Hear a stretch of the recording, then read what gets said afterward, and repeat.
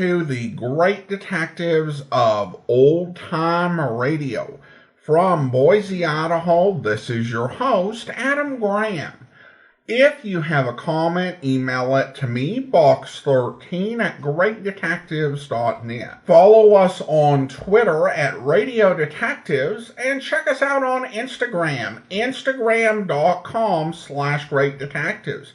And I want to wish all of our listeners in the United States who are downloading this on the day of release a happy Thanksgiving. I also want to encourage you to check out my wife's business, Ashira Clips. That's at lilarose.biz/Ashira. That's LILLA-rose.biz, BIZ/Ashira, ASHIRA. And she offers a wide variety of different hair clips, hairpins, and headbands, suit a wide variety of different tastes. Plus, they come in different sizes to fit different hair types. They make great stocking stuffers, and you can check them out. Go to lilarose.biz/Ashira.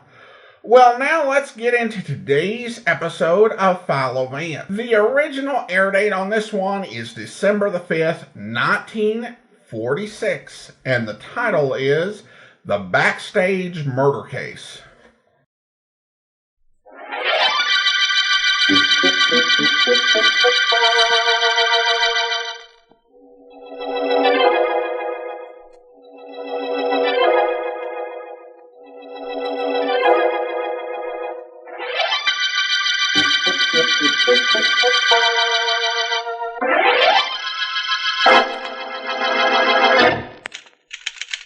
Miss Deering, do you think you might stop typing for a moment and listen to me? I could try. Thank you. You see, Vance, you never know the things you can do until you try. What am I to listen to? At the moment, a bit of thinking aloud. Markham phoned and asked me to wait for him in my office. Right. Why? I don't know. It can't be a murder case, or the eminent district attorney would have asked you to meet him at the scene of the crime. Say, who's doing this thinking aloud, you or me? Both of us. Markham said he was going to bring someone with him. Now, who could that be, and why? Well, it could be anyone, and for almost any reason. Ellen. I know. Go back to my typing. I'd like to make a wager with you. I'll bet I come closer to guessing the purpose of the district attorney's visit than you will. Vance, if I bet against your guessing or your reasoning, you'd have the only full-time secretary with no pay on record. Oh, there, you two. Oh, hello, Mr. Markham. Come in, Doris. Welcome, Markham. And an extra special welcome to your lovely companion.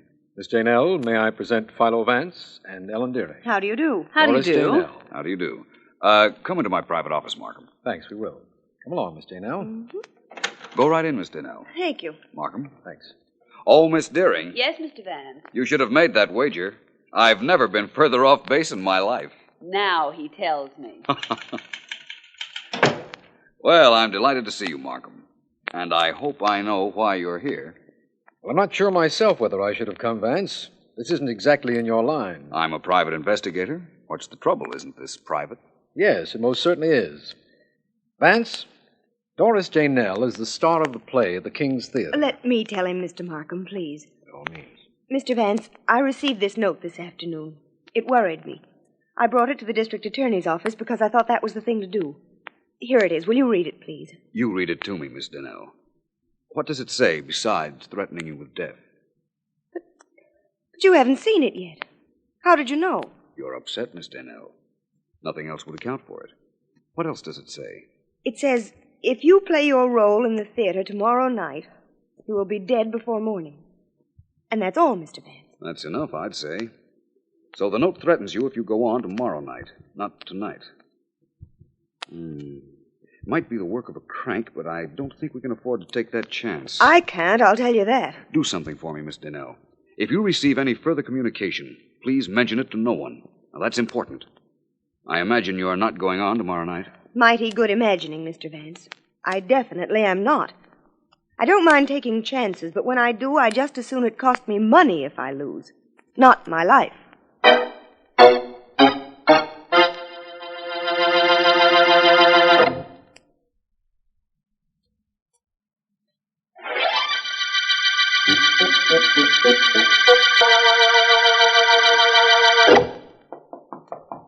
Yes, who is it? It's Betty Wheeler, Miss Daynell. May I come in? Sure, come on. You wanted to see me. Badly. Betty, how long have you been my understudy? About 3 months, I'd say. And you've never had a chance to go on? No. Well, you've got one now. Here, throw this towel in the laundry bag, the one hanging on the door. Catch. Is this your laundry bag? It isn't anything Santa Claus is waiting to pick up. Just the laundryman, and he won't be here for 2 days. Well, what about tomorrow night? You want to go on for me? Do I? Playing the lead on Broadway opposite Jack Aldridge. Oh, I can hardly believe it. But may I ask one favor? Sure, kid. What? May I use your room? Why not? I've never used a star's dressing room. The joint's yours for tomorrow night. Take it with all the trimmings. Yes? Hiya, decent, Doris? Sure. Come on in, Peters. As if there was a way of keeping a company manager out of the dressing room. Hiya, Doris. Hello, Betty. What's going on here? Hello, Convention? Mr. Peters. Have you heard I'm going on to Miss Daynell tomorrow night? Huh? What's the matter, Doris? Don't you feel good? I feel fine, but I'd like to stay that way. I got a note threatening my life if I worked tomorrow night. What? Maybe it's a gag, but I'm not taking any chances. Just one performance? That's all the note said.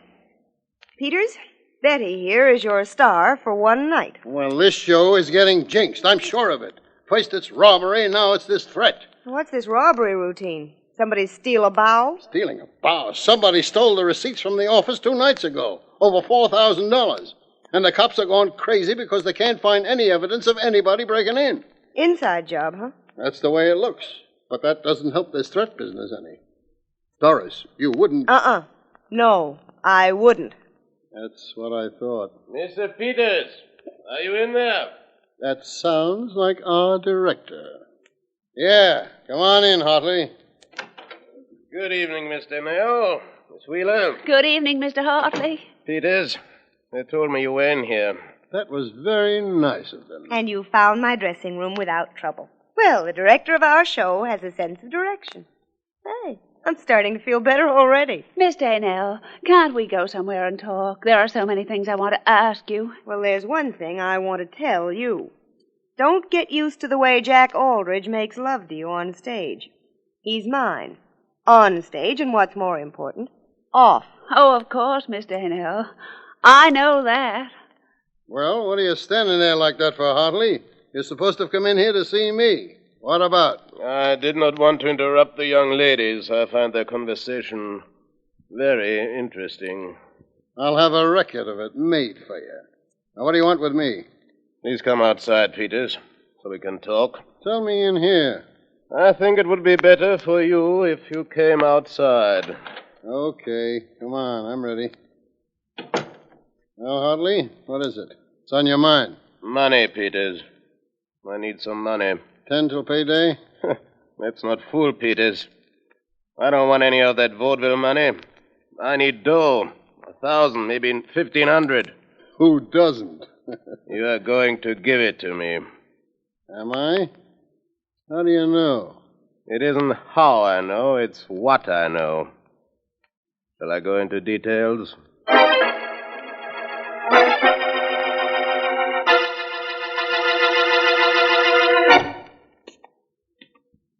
Jack, I think I'm being a sap for believing that threatening note I got was on the level. Maybe you're right, Doris. I just don't know.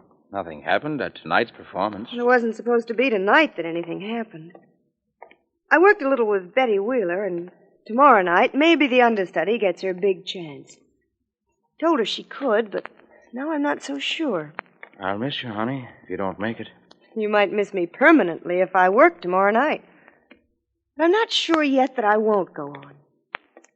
Something tells me maybe I ought to. Well, here's my apartment. You've got to make the long walk to the next one all by yourself. Think you can make it? I can make it this once. You're not nervous? No, not a bit. If anybody bites me, I'll scream for you, and you can come and bite them back, okay? Sure is. 2 more weeks and no more good nights, right? Right. Just 2 weeks till the wedding. Night, darling. Owe you one extra good morning kiss for the one we missed tonight. Well, I'm kind of going to want you to pay that little debt, honey. Good night.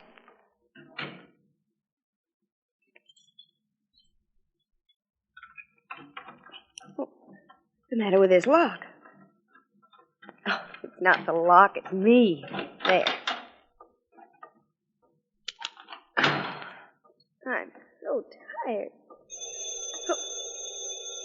Who can that be at this hour? Hello? Miss Daynell, you got my note? Yes. Who is this? Never mind. You're gonna be a smart girl and not go on tomorrow night, ain't you, Miss Daynell? I don't know. You better know. You better know for sure, too. On account of I wasn't kidding, sister. I meant it. You walk on stage tomorrow night, and you'll be carried out of your apartment the next day.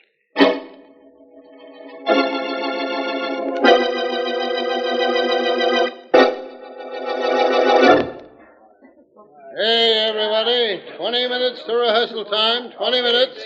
On stage in 20 minutes. That's what we did for your understudy, Doris, called a special rehearsal. Where is Betty, Peters? In your dressing room. Oh? She said she had an okay from you to use it. That she did. Is Jack around? I don't know. I haven't seen him. Well, here's my room. I saw Betty come in about half hour ago. Wait, I'll knock.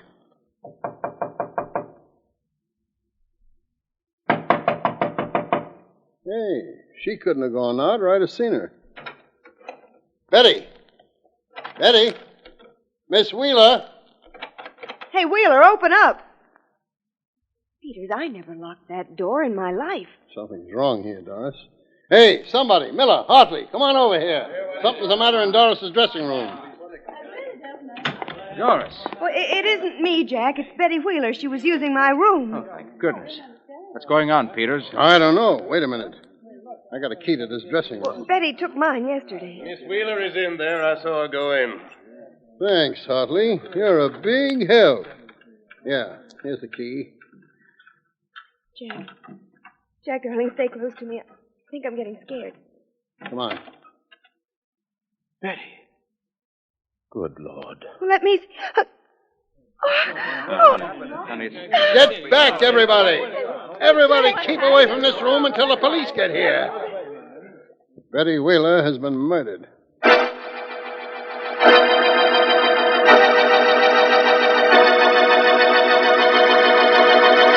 This is her dressing room, Vance. Nothing has been touched, but the body has been removed. So this is it, eh, Markham? No possible lead on the killer? Nothing Sergeant Heath could find, Vance. You know about the robbery here a few nights ago? When the night's receipts were taken? Yes. I know about it. Heath believes that was an inside job, doesn't he? From what I understand, it had to be. No one broke in, and the receipts were missing, over $4,000. That kind of money will be hard to trace. All small denomination bills. It would also make a pretty sizable package, but I don't suppose that matters. What does matter most now is this murder. Vance, do you think there's a connection between the murder and the robbery? Possibly. Let me see. Doris Daynell received a note threatening her if she went on stage for tonight's performance. And then her understudy, Betty Wheeler, was murdered in Miss Daynell's dressing room. What's that? Sounds like a fire warning. Fire! Everybody get out! There's a fire in the theater! Everybody, Markham, includes us, I suppose. Doesn't anything ever upset you or your routine, Vance? Certainly. I was about to leave, wasn't I? Neither of you gentlemen need leave. There is no fire. I beg your pardon. I'm Oscar Hartley, Mr. Vance. There is no fire. Well, that's an absurd complication. Fire alarm, but no fire. Thank you very much, Mr. Hartley. Oh, apparently you know Mr. Vance. I'm Markham, District Attorney. Oh, how do you do? Somebody set off the fire alarm, but there's no fire. Vance, what's going on here? I haven't the slightest idea. Let's lock this dressing room, Markham. No one's been in here since the murder. No, it's under guard until the police are able to go through it properly. But are we leaving, Vance? Yes. We're of the theater now, Markham. And tradition, it seems, insists that the show must go on. Well, so must we.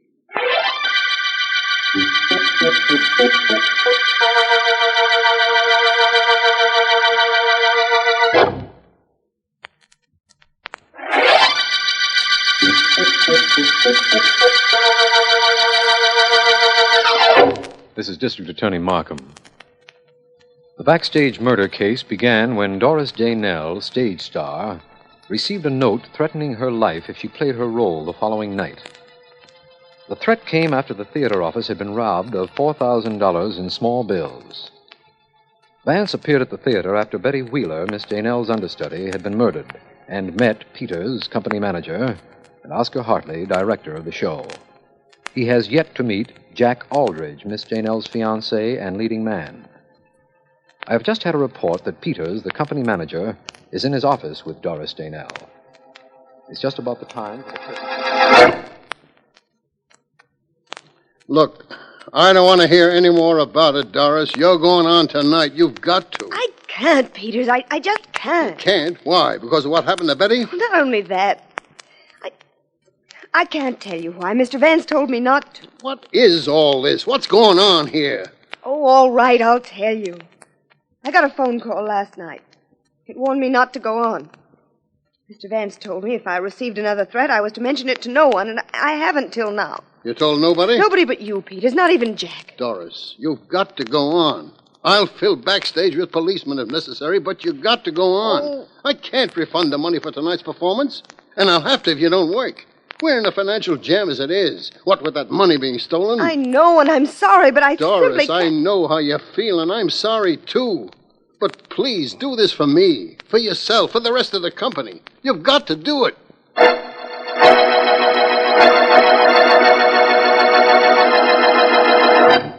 Hey, D.A., maybe I ought to take this murder room apart, piece by piece. Maybe then I'd get a clue to who killed that Betty Wheeler. Well, if you think that'll help, go ahead, Sergeant Heath. Maybe that won't be necessary, Heath. Hello, Markham. Oh, hello, Vance. Heath and I were just sitting here in the dressing room trying to reason out this Wheeler murder. That's not a bad way of solving a murder, Markham. Heath, what's the status of this room? What's been done to it since the murder? Nothing yet. Fingerprint man went over it, found nothing. I'm thinking of taking it apart. Not a bad idea. What's this on the back of the door? You mean the laundry bag? No, I mean this tacked-up notice. Don't forget to turn out lights. Laundry will be picked up every Friday. That's tomorrow. Please leave key with doorman. Well, there's certainly nothing unusual about that.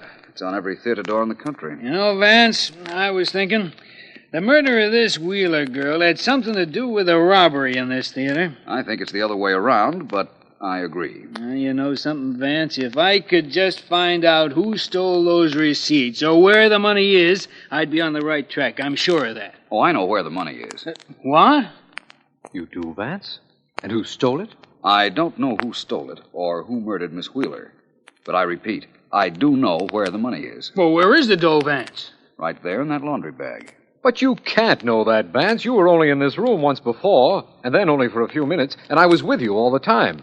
I didn't see you look in that bag. I haven't looked yet, but I see the sergeant is about to. Go ahead, Heath. Dump all that stuff on the floor. That's just what I'm doing. Holy mackerel. This package. Is that the money, Vance? Probably. Hey, it is money. Lots of it. Over $4,000, if I'm not mistaken. Vance, any time you say anything from now on, I'll bet you're not mistaken. How did you know it was there? Reasoning, Markham. The theater robbery we suspected was an inside job. In view of what followed, it seemed reasonable to me that the thief hid the money in this dressing room. Why would he do that? My guess is that he was almost caught. There's a night watchman at this theater. Maybe the thief saw him and knew he couldn't explain the package.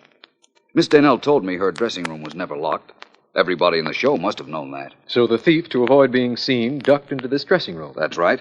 He dropped the money in the laundry bag here, thinking he could pick it up the next day.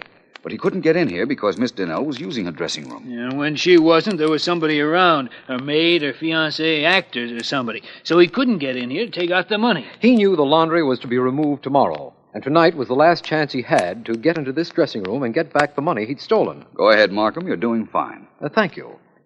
First, he threatened Miss Danelle, but he found that didn't work because Miss Wheeler was using this room. That's right, Markham. And when he learned Miss Wheeler intended to use this dressing room tonight, he tried to get in here this afternoon. Only Miss Wheeler caught him. He had to kill her. But he still had no chance to get the money out.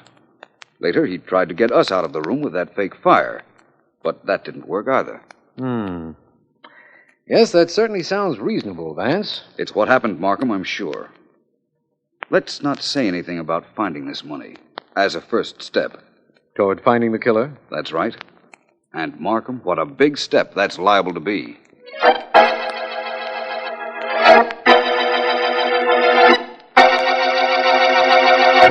I've questioned Jack Aldrich and Mr. Peters, Mr. Hartley, and I didn't want you to think I was slighting you in any way. I know you had talked to them. I overheard you.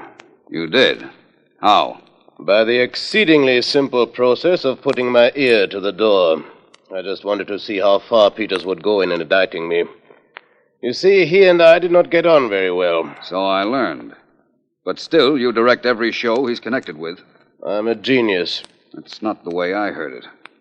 Apparently, you have a hold of some kind on Peters. Very definitely. You see, many years ago, Mr. Peters happened to take some money out of a theater safe. The producer caught him.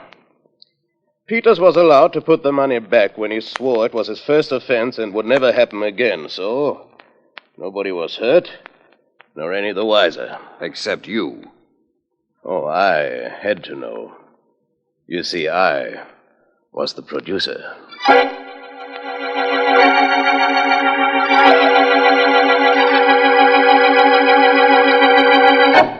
It's an hour before curtain time, Vance. Aren't you going to the theater to watch Doris Daynell if you decide she is to go on? Probably.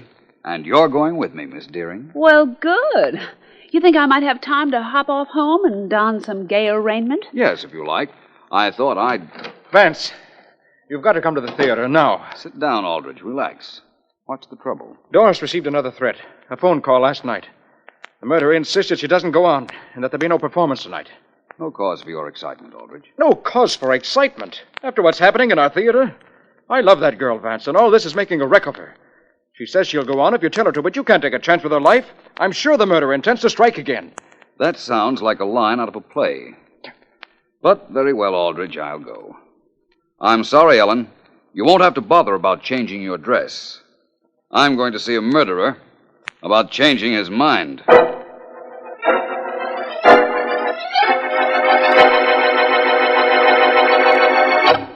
I'm so glad you're here, Vance.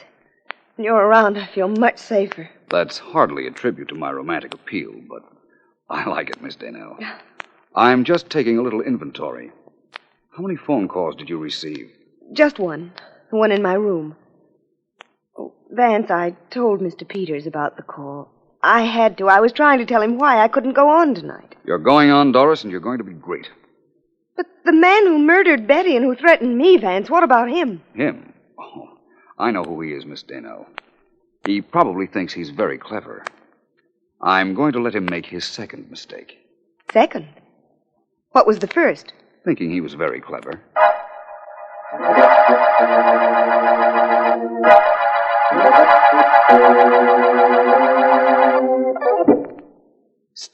Sergeant Heath. Right here, Vance. Can't see you very well in the dark, though. Just keep your eyes straight ahead, Heath. There'll be a light showing any minute now. Huh? A light? A match or a flashlight. Match, probably. It doesn't attract as much attention and suits the purpose. You're sure everybody connected with this show thinks we haven't examined the late Miss Wheeler's dressing room? Sure, I'm sure. I practically announced it to two cops so that everybody could hear. Did a good job. Vance, on the corridor. A light. It's a match. That's what I expected. Do I grab whoever's carrying it? That's right. I'd sure love to know who it is. There goes the match in the dressing room, plus the man that's carrying it. Go get him, Heath. And get a look at him yourself. I promise you a great surprise.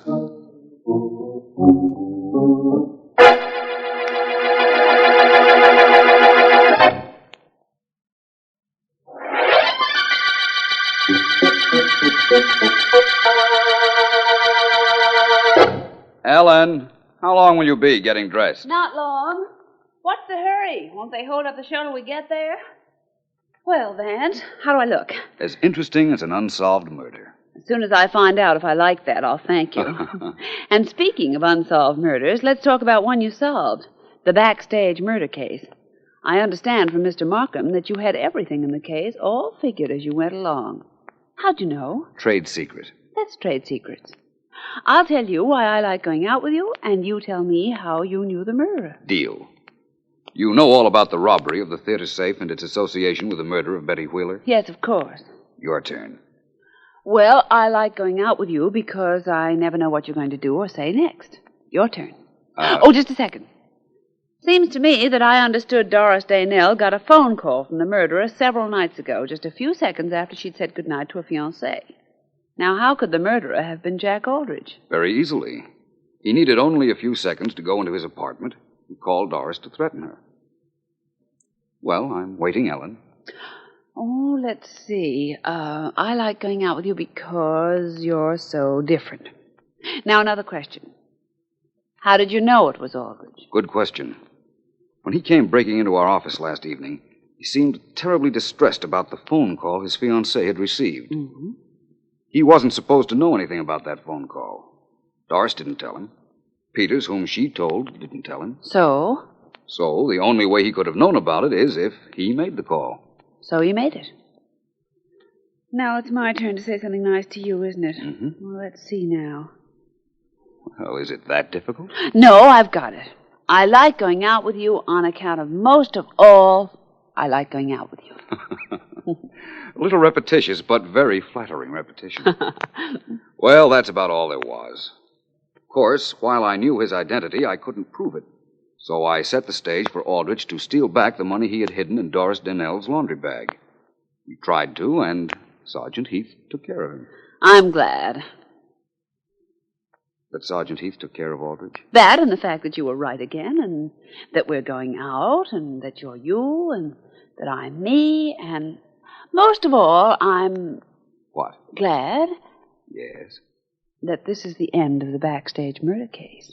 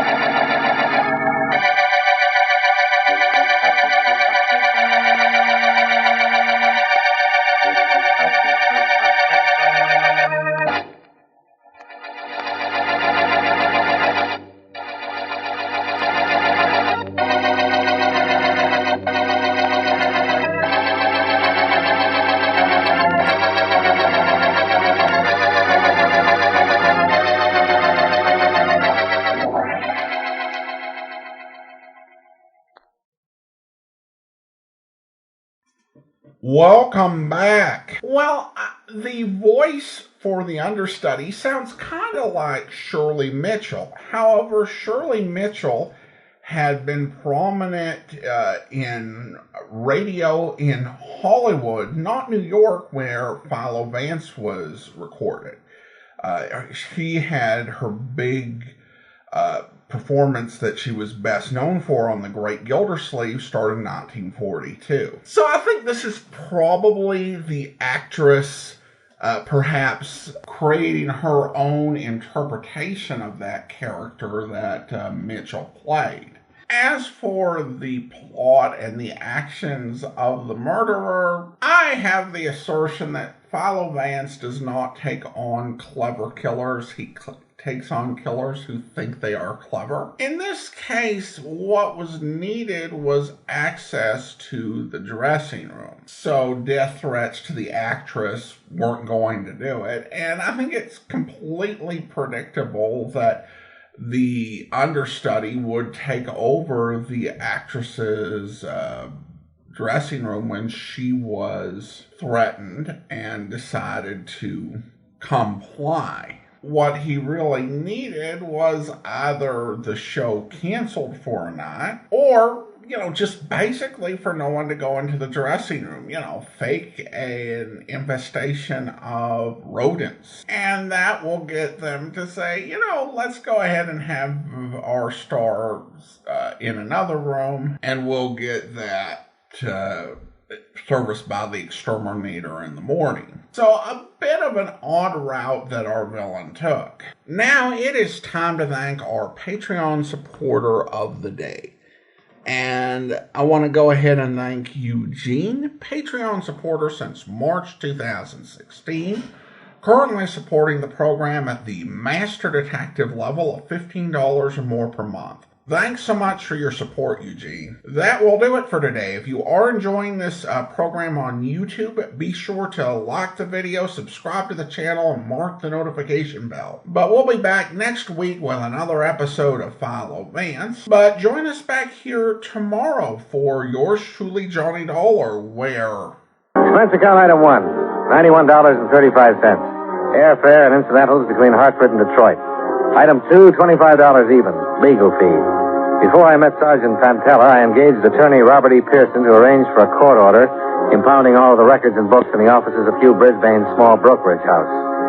However, I moved an hour too late on that procedure.